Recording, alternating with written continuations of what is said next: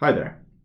Today I'm going to update you on the climate change news that I found over the last week of January 11th to January 17th. I'm going to start off with old growth forest news.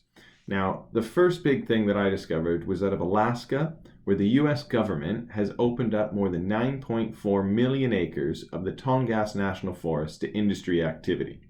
Less than a day after they opened it up, the NRDC reported that several indigenous and environmental groups are suing the government to save the forest, so let's hope that that can be protected.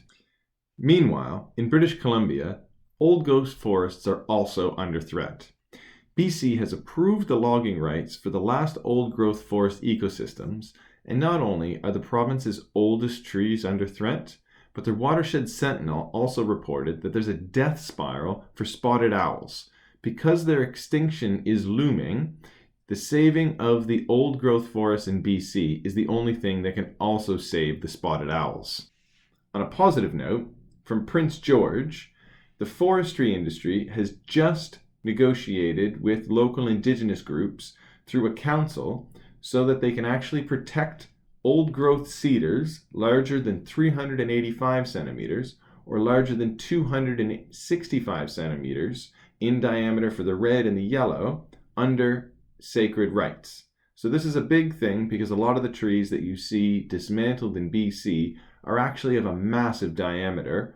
However, 3.8 meters is still pretty big. In water news, I found this crazy, and this is actually something that I think everybody should start to watch. But unsurprisingly, water has now been listed on a futures exchange. This means that commodities such as gold and other minerals that are being sold at future valued prices in the current market are now listed alongside water. Currently, only 5 watersheds have actually been opened up to futures on the New York Stock Exchange, and they're all located in California. However, this is definitely going to be interesting to watch to see if water trades at a futures rate similar to gold. In extreme news, one of the big things that came out of the Chronicle Herald report is how Nova Scotia is facing more hurricanes and extreme wind events year on, year on. Now, according to the Weather Network, one of the other big things that happened in Canada was actually the absence of weather. Up until the second week in January, extreme winter weather in most of the country is still completely missing. St. John's in Newfoundland is only reporting half of the snowpack that they're regularly recording, and on the west coast, despite this being a La Nina year reported as having more snow, they're still only at half the snowpack that they're regularly having. Also, out of Battleford, they're warning that the ice still isn't frozen, so that people should stay off it. There's also a report that with the shifting weather, there could be 40 less days of winter in 2019, the 1980s. Lastly, also in the news, the Canadian underwriter and insurance industry has actually started to step up scenarios to project for losses for industries based on climate change.